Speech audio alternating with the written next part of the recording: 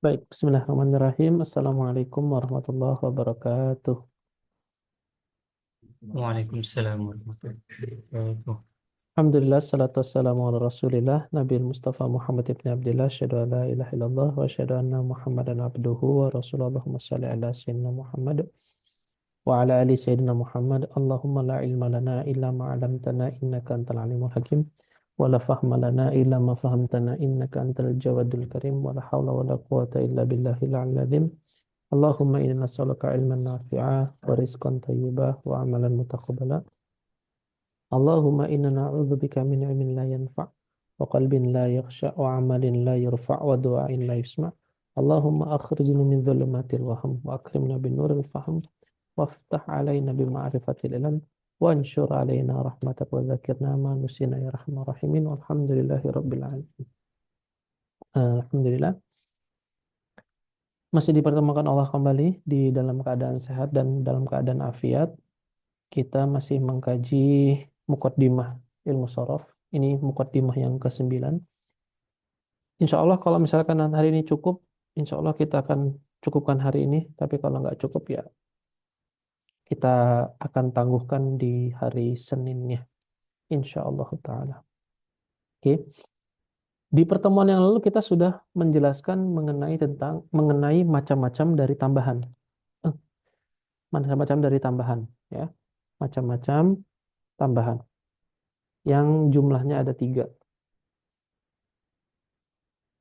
Nah, itu semua merupakan jenis tambahan yang umum ada dalam kaidah ilmu sorof. Oke. Kalau kemarin kita katakan bahwasanya ada yang tambahannya itu berupa huruf lam, seperti kalimat Ja'far adalah lal, atau Kautsar juga pun sama, lal juga. Ada yang tambahannya berupa huruf alif, sin, dan ta. Istaghfaro contohnya.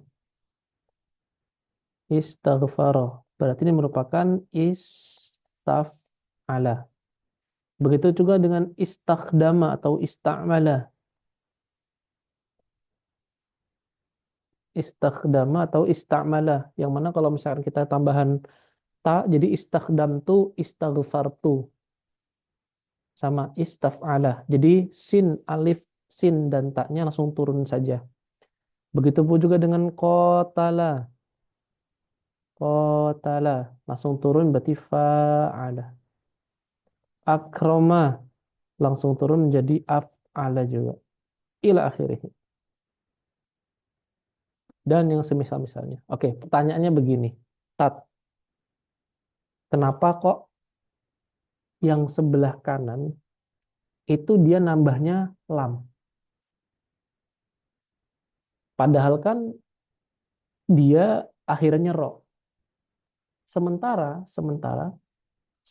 yang istakdama, istaghfaro, kotal, dan aksa akroma ini tambahannya hurufnya langsung. Hurufnya langsung. Jadi huruf alif, sin, dan taknya itu langsung turun. Ini huruf alifnya langsung turun, ini huruf hamzahnya langsung turun. Itu kenapa kok begitu? Oke. Jawabannya gini. Pertama, alasannya adalah bahwasannya lam itu turun. Dan kenapa kok dipilih huruf lam? Karena lam itu berada di pinggir dari sebuah wazan. Dan karena lam ini juga lah yang mudah untuk dipindahkan. Karena dia berada di pinggir. Sementara fa dan ain itu dia ada di awal, di tengah, dan di awal. Dan itu akan sulit untuk kita menambahkannya. Nah, inilah salah satu alasan mengapa huruf lam yang menjadi tambahannya. Karena lam di situ berada di akhir atau berada di pinggir dari sebuah wazan. Dan lam juga itu menjadi tempat juga Silakan Mas.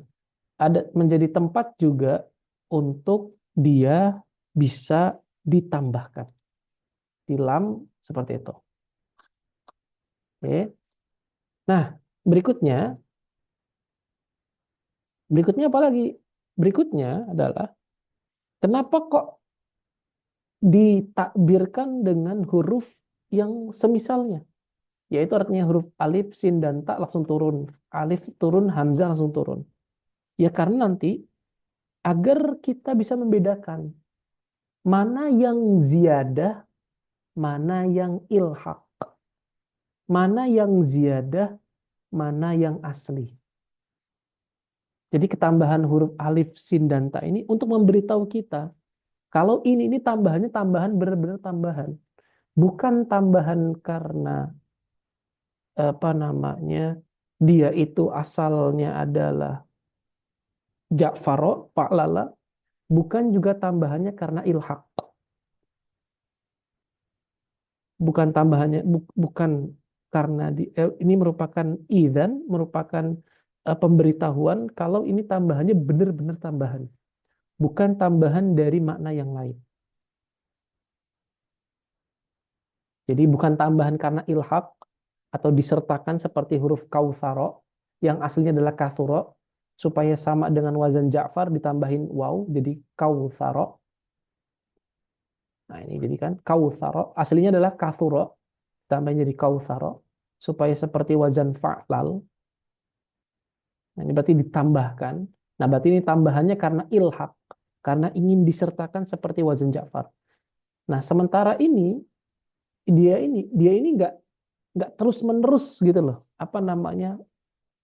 Pemaknaannya ketika diderivasikan kata ini maknanya nggak terus menerus ada.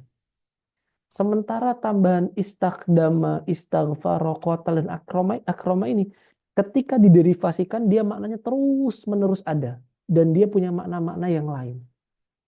Nah, ini juga yang menjadi pembeda kenapa kok yang sebelah sini diungkapkan dengan huruf ziyadahnya sedangkan di sini tidak diungkapkan dengan huruf ziyadahnya melainkan huruf lam.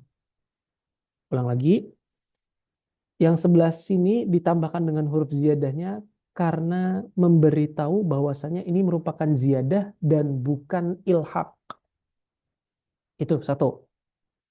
Yang kedua, dari sini juga kita bisa memberi atau diambil pelajaran bahwasanya ilhaq itu adalah penyerupaan dengan wazan yang asli. Yang dia tidak memiliki makna yang terus-menerus. Sementara ziyadah itu merupakan tambahan yang tambahannya itu berlaku secara terus-menerus. Ini perbedaan antara ilhaq dengan ziyadah. Dan kenapa kok yang sebelah kanan diungkapkan dengan tambahan lam, sedangkan sebelah kiri diungkapkan dengan alif, sin, dan ta. Atau huruf ziyadah yang lain yang terkumpul dalam kalimat sa'al tumuniha. Nah, ini. Oke, sampai di sini. Silakan kalau ada diskusi.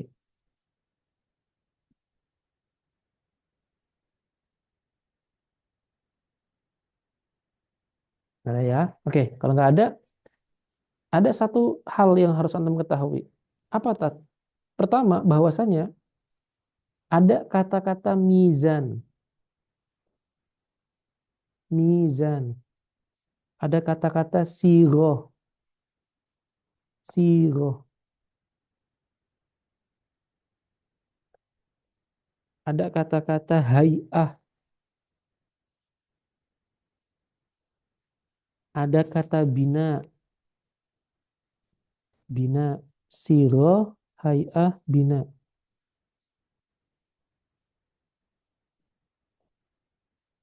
Ada kata-kata bina. Ada hay'ah. Ada siroh. Terus ada kata-kata misal. Ada kata-kata zina. Nah, semua ini punya satu makna. semua ini adalah satu makna. Ada kata mizan, siroh, hay'ah, bina, misal, dan zina. Nah, ini semua merupakan satu makna. Maknanya apa tadi ya? Mizan, wazn. Atas lagi waznun. Satu lagi al-waznu. Ini semua merupakan satu makna semua. Jadi nanti nggak usah bingung apa itu hay'ah, apa itu siroh, apa itu bina, apa itu misal, apa itu zina. Semua punya makna yang satu. Maknanya adalah al-waznu, wazan.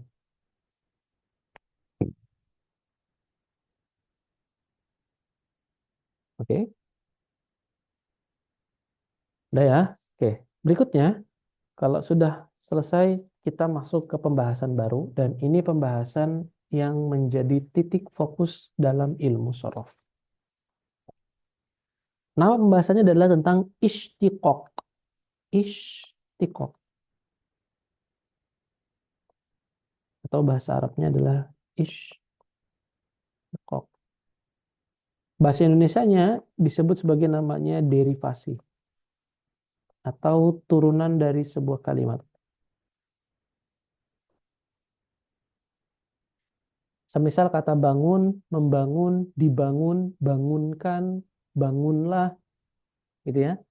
Terus misalnya buka, membuka, dibuka, bukalah, bukakan, ila akhirih. Nah itu istiqoq itu disebut sebagai namanya derivasi dalam bahasa Indonesia.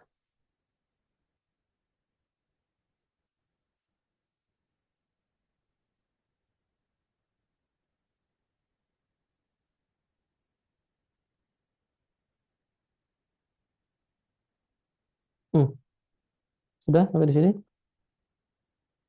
Terus berikutnya, ketika kita sudah mengetahui tentang makna bahasa Indonesianya, kita akan kenalan dengan mereka berdua. Atau tentang istiqoq itu apa? Istiqoq itu artinya adalah, dalam bahasa Arab adalah akhdhu syikki syai'. Akhdhu syikki syai'. Akhdhu syikki syai'. Artinya adalah apa, Ustaz? Artinya mengambil sebagian dari sesuatu. Ini secara bahasa. Secara bahasa adalah istiqoq, secara bahasa maknanya adalah akhdhu syikki syai'i. Mengambil sebagian dari sesuatu.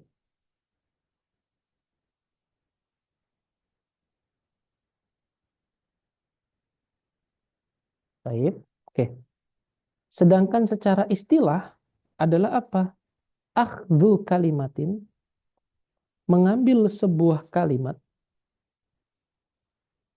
akhdhu kalimatin min ukhra, dari kalimat yang lain. Ukhra, dari kalimat yang lain.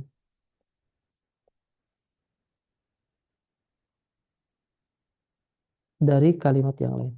Untuk apa kita mengambil dari kalimat yang lain? Limuna sabah, untuk menyerupakan, limuna sabati, untuk menyerupakan baina kalimata ini, di antara dua kalimat,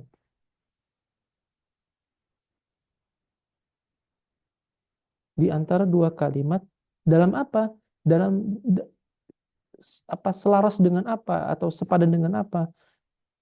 Fil makna, dalam sebuah makna. Walau majazan, meskipun secara majas. Meskipun hanya sebatas secara majas.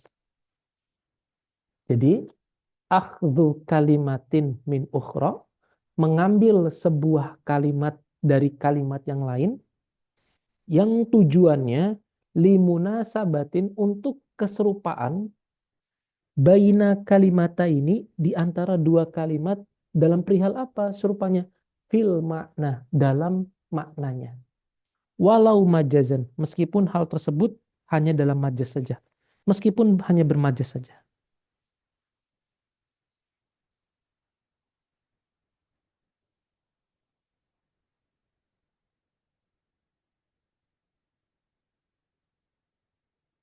Oke.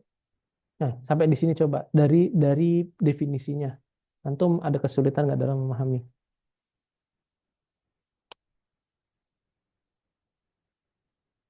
Sebenarnya mudah sih. Istiqoq adalah mengambil kalimat dari kalimat yang lain. Nah, gitu aja.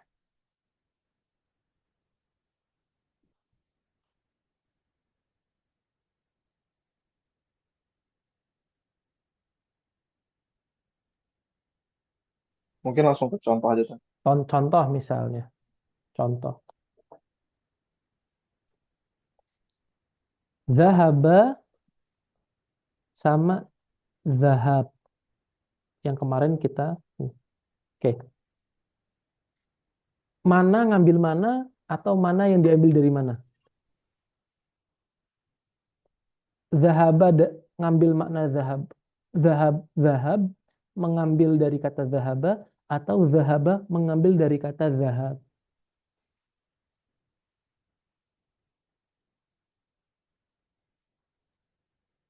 Zahaba mengambil di zahaba. Zahab, Satu, zahab yang dua. mengambil. Oke, yang mengambil mana, yang diambil mana?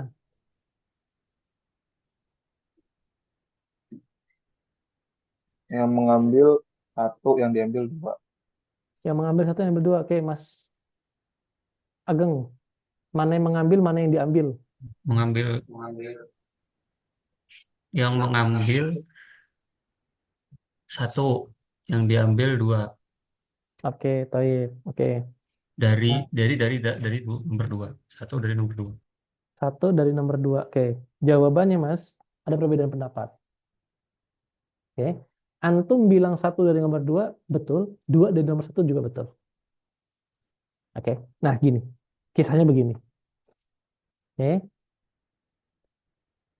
Sesuatu yang diambil, berarti kan dia kan apa, ada yang mengambil gitu kan. Jadi kan satu. Nah, sesuatu yang diambil, sesuatu yang diambil, itu kan berarti kan asli kan? Betul? Asli kan? Oke. Asli itu dinamakan sebagai namanya masdar.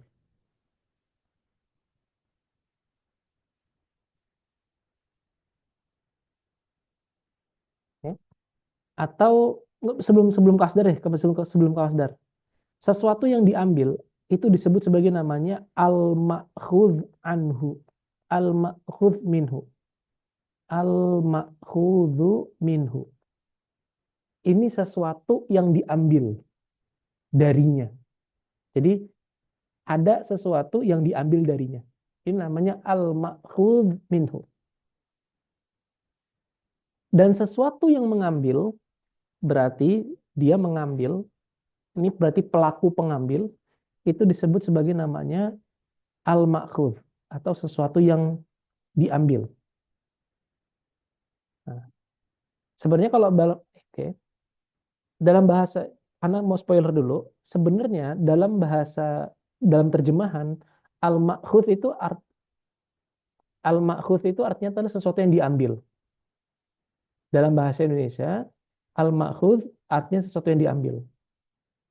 Oke. Tapi dalam hal ini antum harus ketahui bahwasanya al-ma'khudz minhu itu artinya adalah sesuatu yang diambil darinya. Berarti di sini bisa kita ambil pelajaran ini adalah yang asli. Karena dia sesuatu yang diambil darinya. Oke. Sedangkan al-ma'khudz sesuatu yang diambil berarti adalah dia merupakan far'un atau cabang. Karena dia diambil darinya. Taib. Sampai sini paham? Taib ya? Oke, taib. Nah, ulama berbeda pendapat. Ada yang mengatakan al-ma'khudz minhu itu nomor satu. Yang mana nomor satu itu disebut sebagai namanya masdar.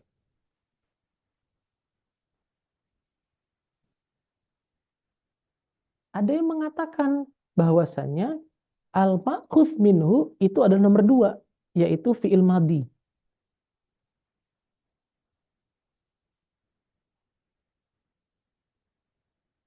Oke. Yang kuat yang mana Tat menurut antum? Dua-duanya betul. Tapi yang paling kuat menurut Ana adalah masdar. Jadi al-ma'khudz minhu adalah masdar. Nah, berarti nomor 2 itu fi'il madhi berarti berasal dari masdar. Fi'il mudhari berasal dari mana? Berasal dari masdar. Fi'il amr berasal dari mana? Dari masdar. Fi'il-fi'il yang lain yang nanti akan kita pelajari perintilan-perintilan ini semua, itu semua diambil dari masdar. Dan itu disebut sebagai namanya al-ma'khudz.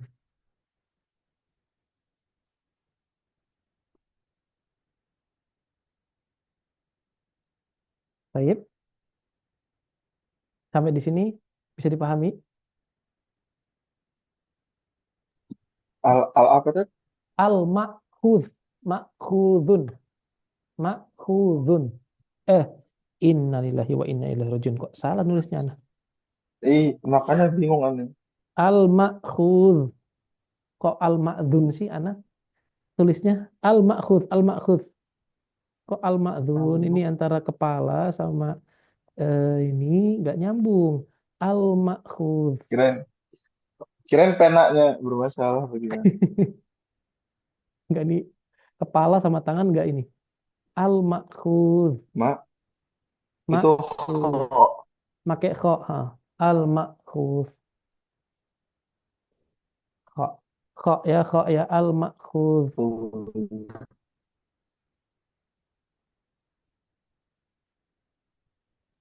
Mak-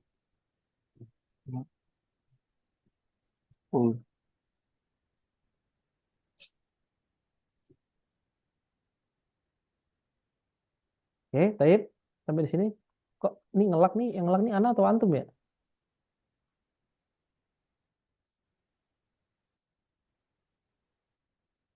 Al-Mahfuz itu yang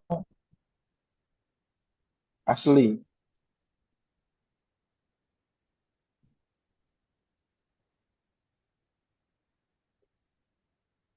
Antum.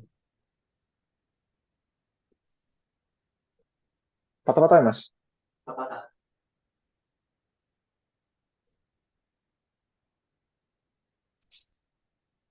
Cek, cek.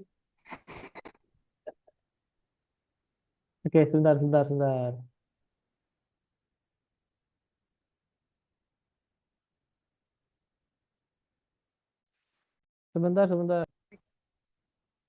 Oke, Taib. Cek. Bismillah. Sudah nih? Nyambung ya? Aman. Oke, taman. Oke, mohon maaf. Ada gangguan sedikit. Taib. Berarti yang asli yang mana? Al-ma'khudz minhu. Asli. Oke. Ya, lagi. Mas Al-Mahfuz minhu. Al-ma'khudz minhu adalah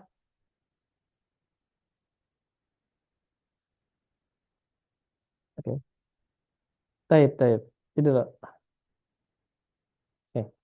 Al-ma'khudz minhu adalah yang asli, sedangkan al-ma'khudz adalah sesuatu yang cabang. Oke, itu dicatat. Nah, berikutnya dari situ kita punya 3 hal. Kita punya 3 hal yang menjadi turunan dari sesuatu tersebut.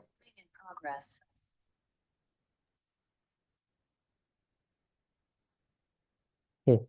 Apa aja yang menjadi turunannya? Yang menjadi turunannya itu begini. Pertama, mereka itu serupa dalam huruf dan makna. Serupa dalam huruf dan makna. Yang kedua, serupa dalam makna tapi nggak serupa dalam huruf. Oke, Anda catat. Pertama, serupa dalam huruf, makna, dan urutannya.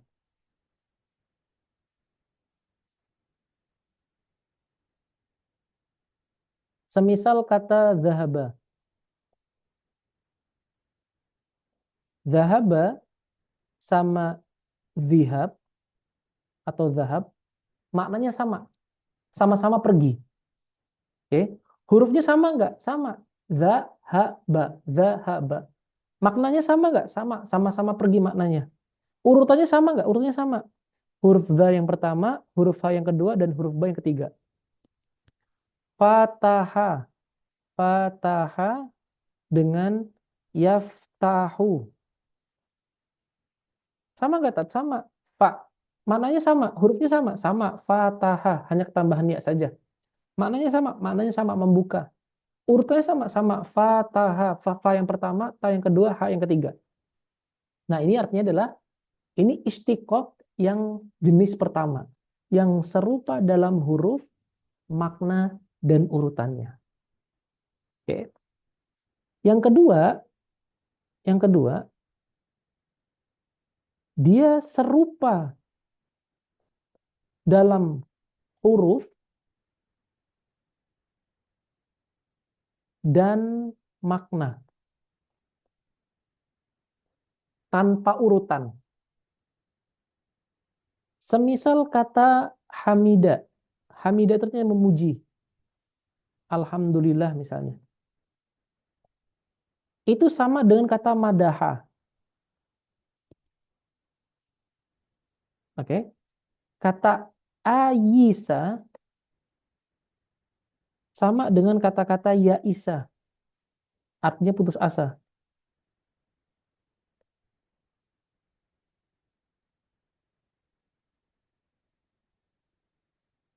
Ini serupa dalam huruf dan makna tapi nggak berurutan.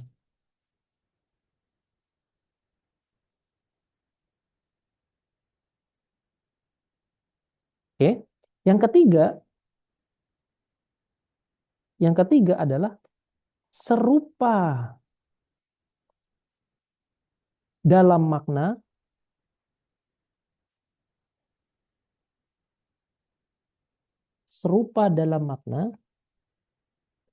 dan serupa dalam kebanyakan hurufnya.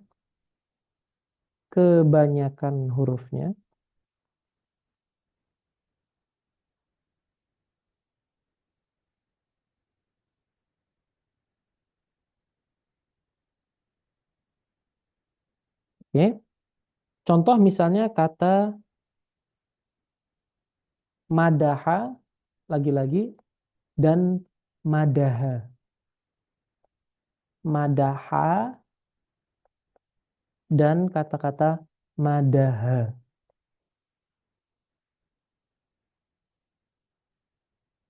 Oke. Kata na'aqo dan nahaqo.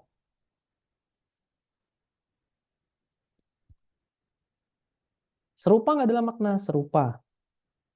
Oke. Serupa dalam kebanyakan hurufnya, ya. Madaha, ma dan dal, mim dan dal, bedanya hanya di huruf ha sama ha. Na'aqo dan nahaqo. Bedanya di mana? Bedanya hanya di huruf ainnya dan huruf ha-nya saja.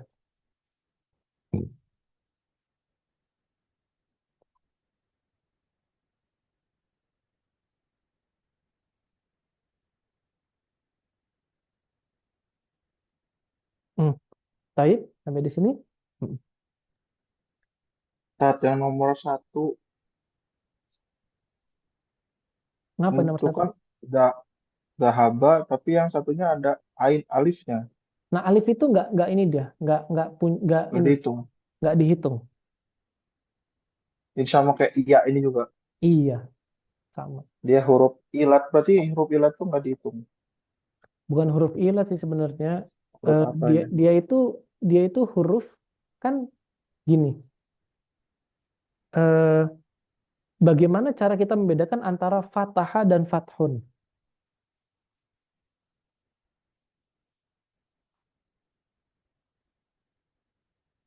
Bedanya di mana? Bedanya di harokat kan? Oke, baik. Punya makna yang beda nggak? Jelas beda. Fataha itu fiil, fathun itu isim. Yang membedakan adalah harokat. Nah, cara kedua atau berarti kan antara antara makna dengan lafaz itu juga pasti berbeda.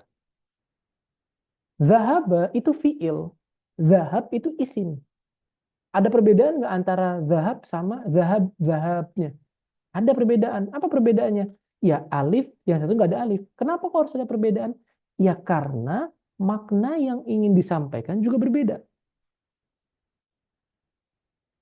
Akan tapi mereka punya punya ini, punya satu makna yang asas, yang tidak berubah. Yaitu apa? Pergi. Tapi makna turunannya yang itu untuk mengungkapkan masa lampau, perintah dan sebagainya itu berbeda-beda. Itu ya. Nah, jadi nggak berpengaruh itu ya, nggak berpengaruh. Yang nomor 3 itu dia madaha sama Madaha, ma'aha. madaha. Oh, Dia pakai ha besar besar, ha tebal. Na'ako dan nahako. Oke. Nah, ulama sorof, perhatikan, ulama sorof itu hanya membahas di nomor satu aja. Yang ini aja.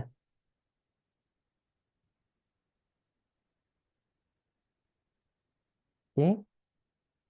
Nah,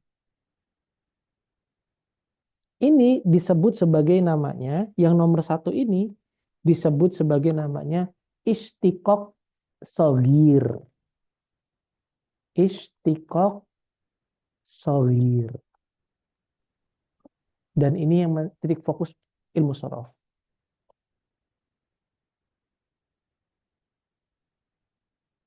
Oke. Yang kedua, ini disebut sebagai namanya istikok kabir.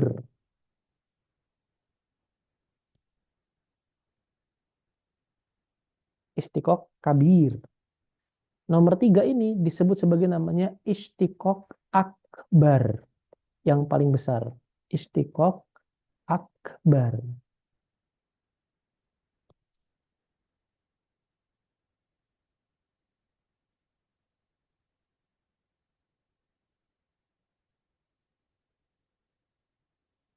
Oke.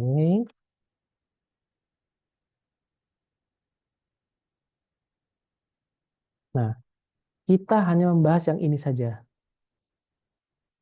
Nah, akan tapi yang pernah Anda bilang di awal, ada nggak di buku-buku sorof yang lain itu ada yang membahas tentang istiqoq kabir, ada yang membahas tentang istiqoq akbar. Nah, tentunya kita dalam belajar harus berurutan. Nah, kita mulai dari istiqoq yang sogir dulu.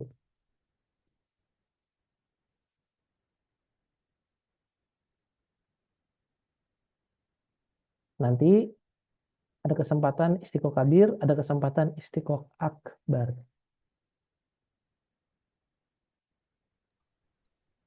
sogir sama sugro sama tuh. Beda. Sogir itu untuk laki-laki, sugro itu untuk perempuan. Sogir untuk laki-laki, sugro untuk perempuan. Azim untuk laki-laki, uzma untuk perempuan. Kabir untuk laki-laki, kubro untuk perempuan. Kolkolah. Kolkolah itu muannas atau muzakkar dia? Kolkolah. Muannas. Kenapa? Karena sugro dan kubro. Ya, tahu itu. Apa alasannya? apa tak merbuto. Tak marbuto, betul. Makanya namanya sugro. Kalau istikok, muzakkar muannas dia. Muzakkar. Muzakkar kenapa? Karena nggak ada tak marbuto. Tak. Makanya istikok sagir. Kok di Google ada yang sugro ada. Istikok sugro gitu ngomongnya. Mm-mm. Ya udah, istikok sagir aja deh. Dia mungkin punya Ya. punya punya pandangan yang lain mengenai istikok itu mungkin dia pandang sebagai muannas.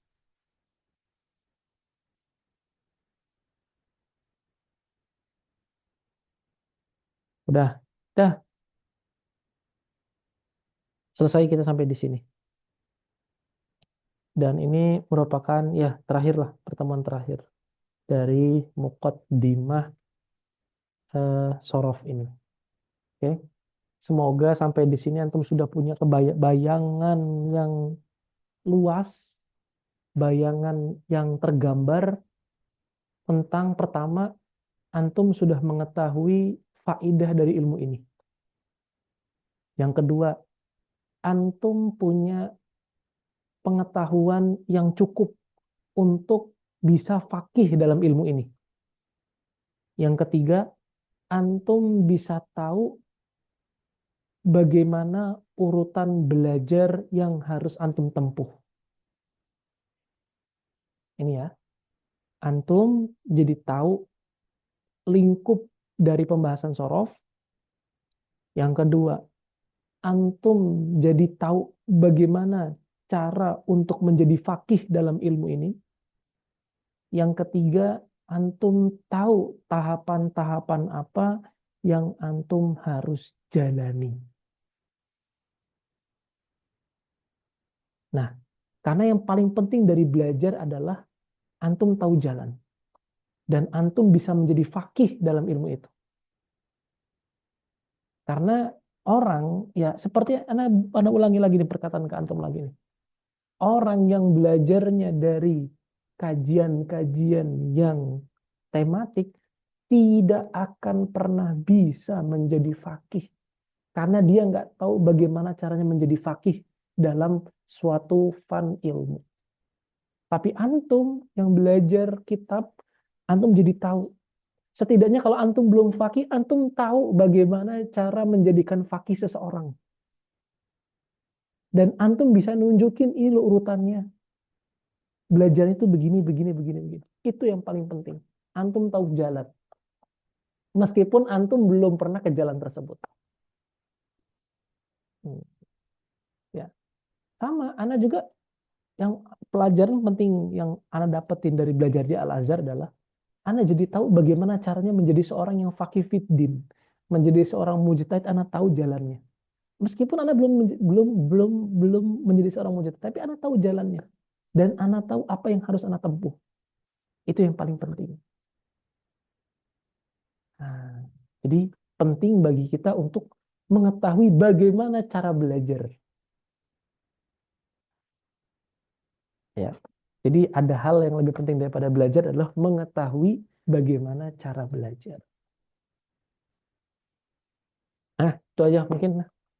Ini mungkin pertemuan terakhir di Muqaddimah Ilmu Sorof. Tafadol, dari pertemuan pertama sampai pertemuan 9 ini, ada yang mau didiskusikan, silahkan.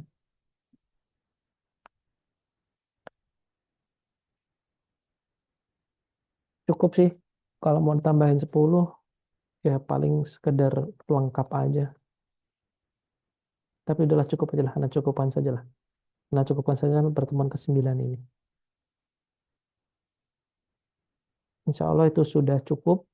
Ya kalau misalkan nanti dirasa ada yang kurang, antum bisa menambahkan lah. Kalau nanti antum sudah mengetahuinya. Paling nanti di awal adalah anak pengen ngasih mukaddimah tentang apa namanya mabadi ilmu sorof seperti dulu kita sebelum memulai ilmu nahwu. Ya paling itu aja paling. Pertemuan ke-10-nya ditutup dengan itu. Dengan kita mengkaji kitabnya langsung. Oke, tafadhal. Ada pertanyaan diskusi silakan. Kemarin kemarin kitabnya diganti jadi apa, Tat? Ah, ah. Ana itu kadang Ana sebenarnya kitab sorof itu banyak ya. Kitab sorof banyak. Nantilah coba Ana istikharah dulu lah. Ana istikharah dulu. Boleh. Ntar baru apa namanya coba nanti kita tentuin. Apakah kitab Unwan Az-Zorof atau kitab Amsilatu Tasrifiyah? Ya, tapi yang pasti antum harus punya dua-duanya. Karena dua kitab itu adalah dua kitab asas dalam ilmu sorof. Ada juga Oke. namanya kitab Matan Bina. Ada tiga sih sebenarnya kitab yang sering jadi pembelajaran itu. Kitab Amsilatu Mas. Tasrifiyah, Hmm. Matan Bina, Matan Bina namanya. Yang ketiga adalah apa namanya? Unwan Az-Zorof. Unwan Az-Zorof. Itu tiga kitab utama. Ya nanti cobalah. Semoga ada jawaban dari istikharah kita tentang apa kitab apa yang harus kita kaji. Alhamdulillah, Ana sudah mengkaji kitab ketiganya seperti itu di hadapan guru. Alhamdulillah, dan nanti tinggal Ana sampaikan lagi ke antum kira-kira apa yang paling tepat dan apa yang bisa pas untuk antum. Insya Allah Taala.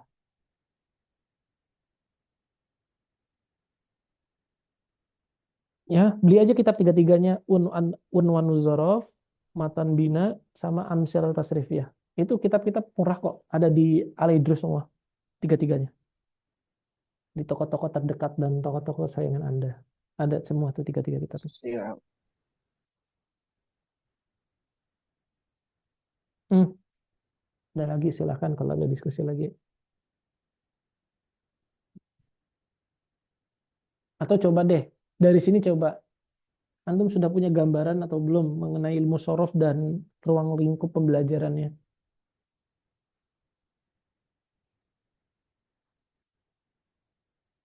Kalau belum, berarti antum harus mengulang lagi dari yang pertama. Kalau sudah ya, walillahilhamdu. Itu adalah sebuah kenikmatan yang harus antum syukuri. Hmm, Ada diskusi? Pertanyaan? Ada.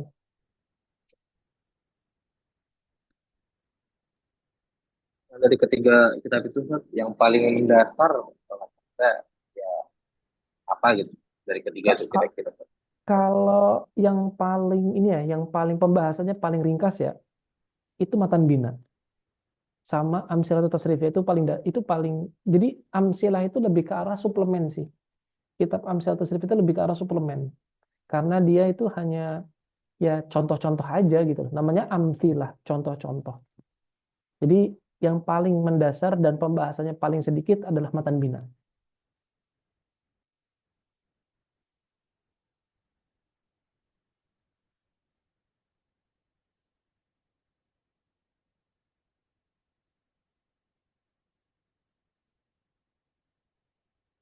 Hmm,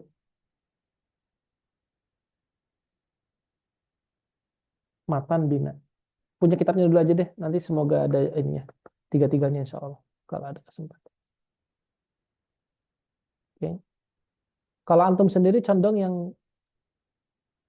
satu kitab pembahasannya panjang, banyak, dan memungkinkan juga untuk selesainya lama, tapi antum punya pemahaman yang utuh, atau yang sedikit-sedikit dulu, tapi cepat selesainya. Jadi konsekuensinya hanya di ini sih, hanya di cepat atau tidaknya. Itu saja. Karena banyaknya pembahasan kan memungkinkan untuk juga banyaknya penjelasan. Kalau misalkan sedikit pembahasan kan juga mungkin untuk cepat juga. Kenapa Tat kok harus sesegera ya? Ya karena kita bertarung dengan kematian. Karena kalau kita nggak cepat-cepat menguasainya, kita udah keburu mati duluan. Dan kita belum jadi hamba Allah yang apa ya, yang pantas lah. Karena kita bodoh dalam mempelajari eh, kalamnya, mempelajari perkataannya dalam Al-Quran. Jadi apa ya, ya itulah alasan anak juga kenapa kok semangat sekali nih antum semua dilibas apa namanya 4 pertemuan 1 minggu ya karena bertarung dengan kematian gitu. Ini kalau nggak disampaikan ini nanti gimana Anda ngomong apa namanya ditanya Allah gitu kan. Kamu kok belum menyampaikan ilmu yang sudah kamu dapatkan. Nah, kalau udah disampaikan kan udah enak kan. Udah plong gitu rasa. Alhamdulillah ya Allah sudah Anda sampaikan ke Ihsan, Mas Aldari, Mas Ageng. Jadi nanti tinggal tugasnya mereka menyampaikan ke yang lain.